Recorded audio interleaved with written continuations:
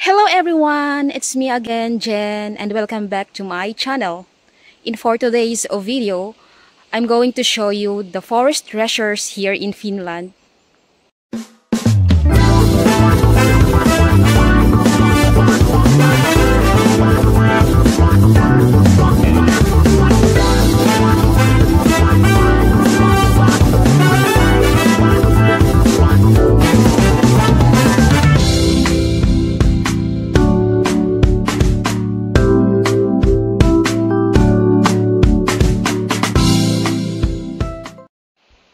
I'm here again in this area. So today, not so many blueberries here, only lingonberries.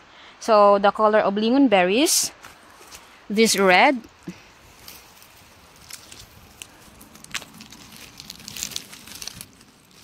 Yeah, this one, the red one here. And mayroon pa namang mga blueberries pero hindi na gaano. So today a lot of lingonberries here in the forest. I didn't try to go there forward, so I want to go there now. But I have to left my other things here, my other stuffs, and I will bring only this bucket and then these tools using for harvest berries.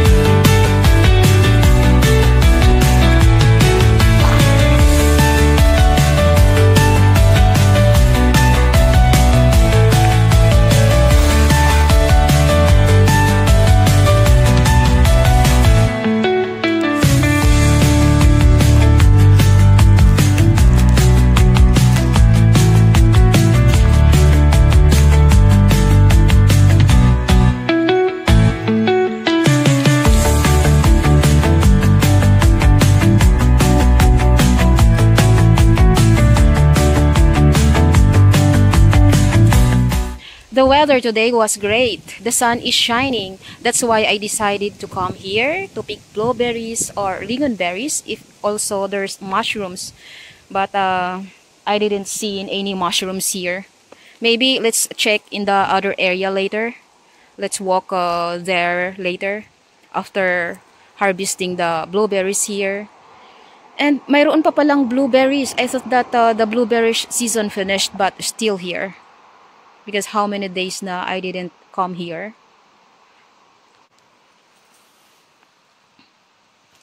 And ang lalaki nila.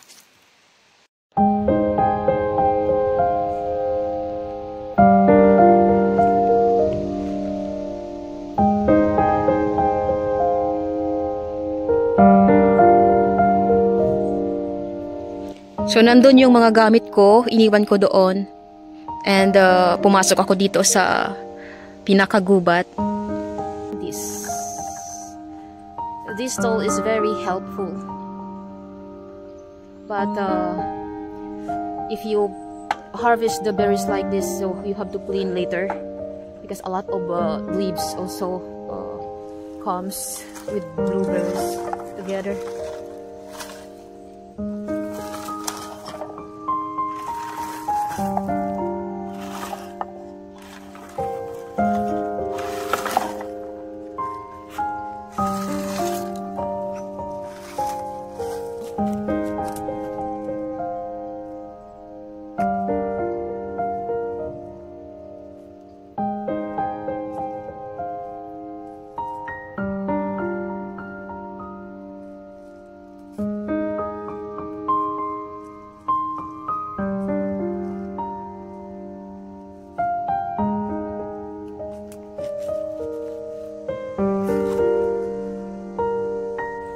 Sobrang napakatahimik dito guys.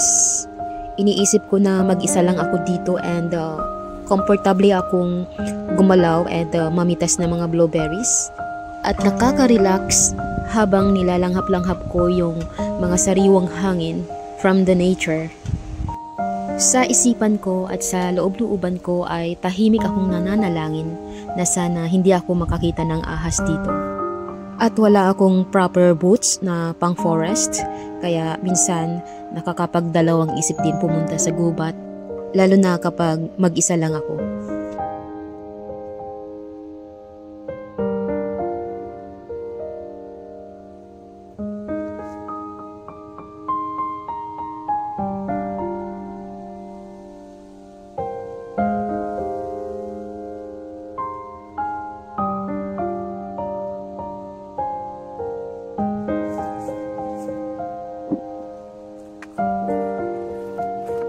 So ayan guys, last time nandito din ako pero doong area lang ako namitas ng mga blueberries. In this area hindi ako pumunta. So ayan, ang dami pala.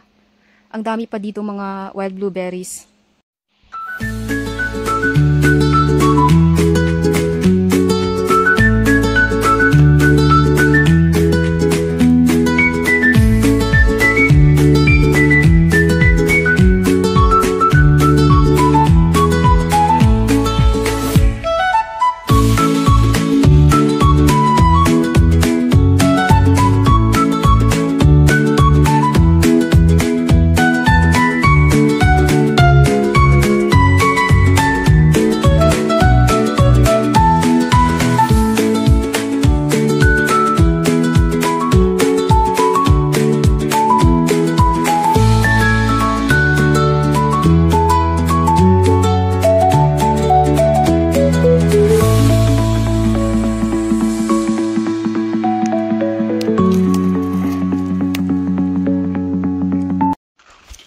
Kukunin ko muna yung gamit ko na nainiwan ko doon. Baka kasi may pumunta dito sa gubat and then makita nila na tsaka kukunin. Baka isipin nila na may naiwan dito. Ang layo ko kasi nandun ako. Kaya, at ang dami doon, hindi na ako babalik dito. Doon na ako mamimitas. Sobrang dami doon. Siguro mapupuno na yung isang bucket ko. And baka mawili na naman ako dito. Aabutin na naman ako ng 3 to 4 hours.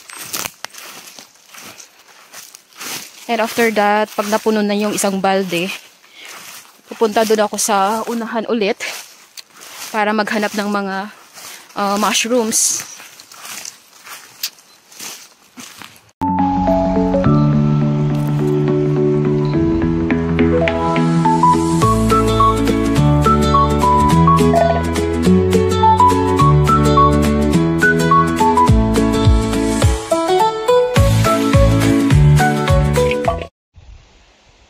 So ayan guys, kung nakikita nyo, yung mga punong kahoy dito ay unti-unting nagiging yellow, brown, and orange.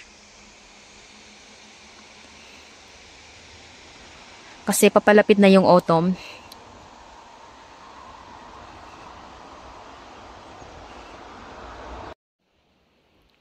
So ayan, hindi ko napapansin may mga uod pala dito. Ayan. Ayan. Ang dami pala nila dito. OMG. Umupo muna ako dito kasi parang bigla akong kinilibutan. Parang may nakita ako doon sa gitna. Kanina. So, dito ako pumunta sa tabi ng kalsada. Inilabutan ako. Oh my gosh.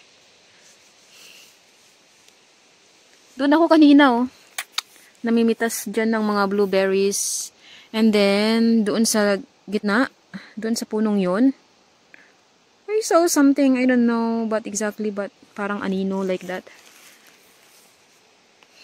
At saka parang ano talaga, parang tinagtayuan yung mga balahibo ko and then yung buhok ko.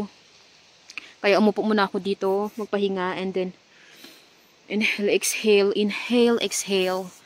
And then, magpapatugtog ako ng worship songs habang mamimitas siguro. Like what I did the last time. Dito hindi naman nakakaano kasi may mga dumadaan na mga sasakyan dito kahit paano.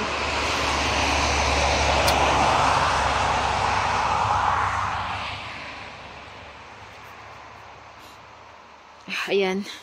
Nawala na yung ano, yung pakiramdam na ganun, na nagsitayuan yung mga balahibo ko. Medyo nawala na. So, ayan guys, nagpatugtog ako ng worship songs. Tapos nawala. And then after, bumalik ako doon banda sa itaas. And then bumalik na naman yung yung mga balahibo ko nagsitayuan na naman. Pati yung hanggang dito, gising-gisingan ko. Dito, yung batok ko. Nagsitayuan lahat. Parang malamig ang pakiramdam ko. And then, bumaba na lang ako ulit. Dito ako pumunta, malapit mismo sa kalsada. Ayan. Dito ako pumunta. And natagpuan ko dito yung maraming blueberries. Here, a lot. Ayun, medyo okay na ako dito. Tsaka dadalhin ko na lang yung mga gamit ko dito. Dito na ako mamimitas. Hindi na ako pupunta dun sa loob. Talagang promise. Iba talaga yung pakiramdam ko. Mag-isa lang kasi ako dito. At saka walang katao-tao. Walang katao-tao dito sa gubat. Tsaka halos ang mga nakatira dito sa Askula, dito sa area na to ay mga matatanda. Hindi na madalang na lang sila lumalabas sa kanilang mga tahanan. Yan. Nagsisilabasan lang sila kapag may bibilhin sa store. Ganyan. Yan. Kukunin ko yung mga gamit ko doon, ililipat ako dito. Dito mismo malapit sa kalsada at safe ako. Kung anong may mangyaring masama sa akin, kahit papano may makakakita kapag may dumaang sasakyan. Oh my God. First time ko yun Last time naman pumunta ako dito. Wala naman. Siguro 3 times na ako pumunta dito. Doon pa nga ako sa pinakagitna-gitna talagang ng gubat. And then wala naman akong naramdaman ganun. Kanina ko lang naramdaman yun. Nung may something na akong nakita na parang anino. Ayan, kukunin ko yung gamit ko. Dali. Ano ba yan? Nagpatugtog ako ng worship songs. Yun kasi yung way ko kapag may kinakabahan ako, parang may nararamdaman ako hindi maganda. Nagpapatugtog ako ng worship songs. Very effective. Effective. Ayun guys. Ayun, nandito ako. Sana walang ahas dito. Ayan. Namimitas na ako. So, ayan guys. Another story again. Dito sa tabi ng kalsada, may nakita kong dalawang couple na nagbabike. And then, bigla silang nag-away. Nagsumbatan. Nagsisigawan. And then, yung babae parang babalik doon. And then, sabi ng lalaki, pumunta ka rito, come here, parang ganun. Pumunta ka dito, and then, ang babae galit na galit. Grabe, parang baliw magalit. And then, ang ginawa niya ay bumalik siya, and then, sinuntok niya yung lalaki ng ilang beses. Kawawa naman yung lalaki, umiyak lang siya habang nagbabike. Hindi siya lumaban sa babae. Grabe yung babae. Nahiya siguro yun kasi nakita ako. Nandito ako sa gilid Nahiya siguro yung lalaki. Grabe yung babae, hindi nahihiya.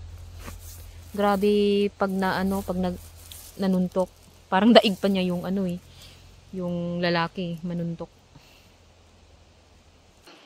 Ayun yung dalawang couple na nag-away kanina guys. Nagbabike na sila papunta doon. Sobrang dami dito guys. Ayan, hindi pa natapos. Ang dami pa Ito yung nakuha ko. Ililipat ko siya doon sa balde. Yan, malapit nang magkalahati.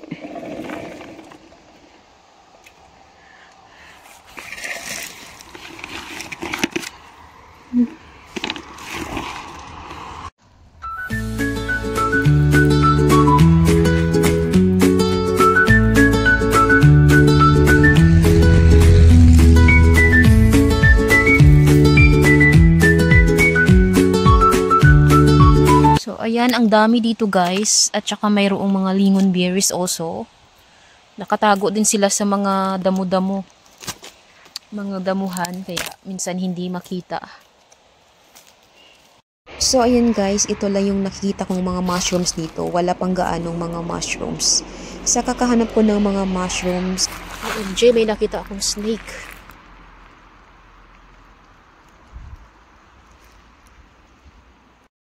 It is viper snake called adder. Venomous snake here in Finland. Small but terrible. Pag nakagat ka niyan, nako, patay ka talaga. And in Finnish, they called kyykäärme. Ang daming mushrooms dito pero hindi ko alam kung poisonous ba or not. So bukas babalik kami. Mamimitas kami ng mushrooms bukas na lang.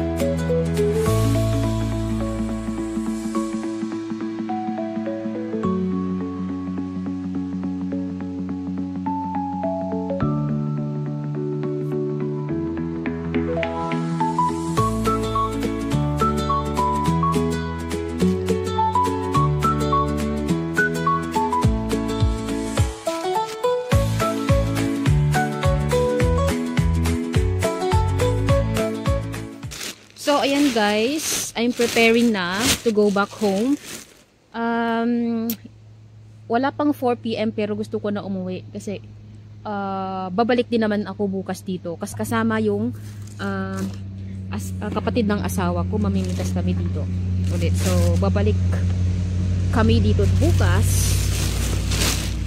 para sa mga cloudberries. Ang dami kasi, ang dami pang natitira. Tsaka namitas din ako ng lingonberries. Tsaka yung ibang lingonberries ay not ready pa. Hindi pa sila ready i-harvest. Yung iba. So, yung iba, na-harvest ko na din yung iba. So, ayan guys. That's all for today's video. Thank you for watching. See you in my next vlog. Bye-bye.